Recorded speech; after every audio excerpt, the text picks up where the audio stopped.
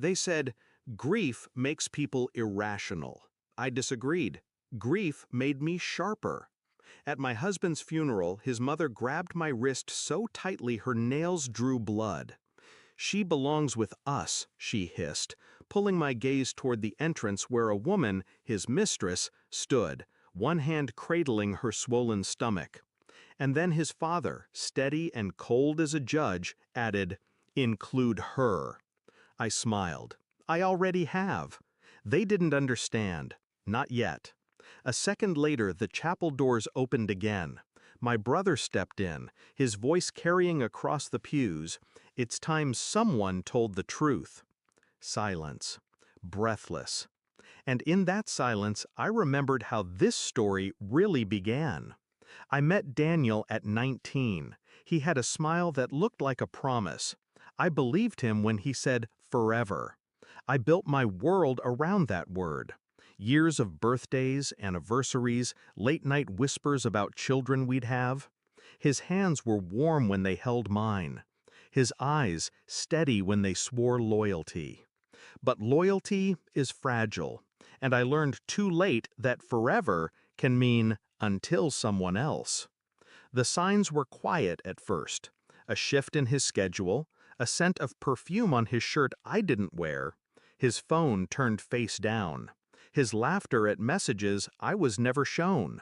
I didn't confront him, I simply watched.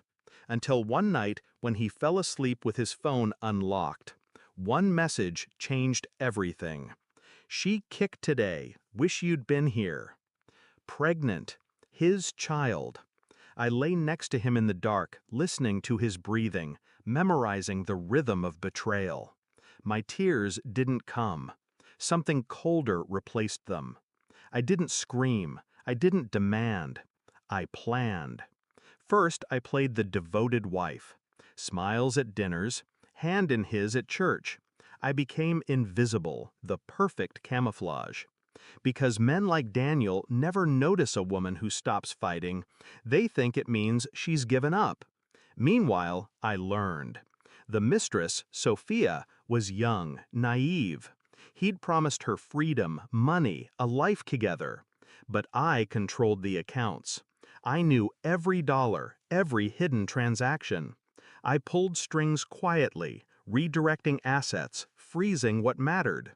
Then, when his health began to fail, an undiagnosed heart condition worsened by stress, I made a choice. I didn't hasten his end. I didn't need to.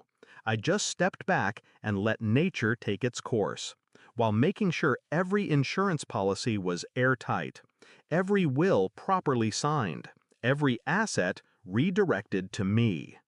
When he collapsed 3 months later, Sophia thought she'd inherit his devotion. My in-laws thought they'd control his legacy. But paper doesn't lie. His signature sealed everything in my favor. And so, the funeral became my stage. His mother demanding a seat for Sophia. His father insisting I bend. They thought I was weak. They thought love had made me small. But love had burned away. All that remained was clarity. I already included her, I repeated, and then turned as my brother walked forward holding a folder. He read aloud, each word slicing through the heavy air. Daniel's will, amended 6 weeks before his death. Witnessed, notarized, ironclad. Every asset, our home, his business shares, even the trust meant for his unborn child, channeled through me. I held the future in my hands. Gasps spread like wildfire. Sophia's face drained white. My in-laws stiffened, realizing too late they had no claim, no power. Then my brother's final words. And in case anyone doubts, Daniel confessed in writing that the affair was his mistake, his alone. He wrote this so his wife would not carry shame that was never hers. The room froze. Sophia clutched her belly, but her eyes never left mine. She knew what I'd done. I hadn't just taken his legacy. I'd taken the story she thought she'd own, the narrative of the grieving mistress. I stripped it bare. After the service, they didn't approach me. Not his parents, not Sophia. They understood. Some will call me cruel. Maybe. But betrayal rewrites you. It carves out softness and replaces it with steel. Daniel betrayed me, but he also freed me. Freed me from the illusion that love without loyalty is worth anything. Now I walk through the ashes of what he left, holding the match he never saw me strike. And when I close my eyes at night, I don't see his smile anymore. I see the moment his parents realized they lost. I see Sophia learning she was nothing but a shadow. That's the image I keep. Not to savor cruelty, but to remember.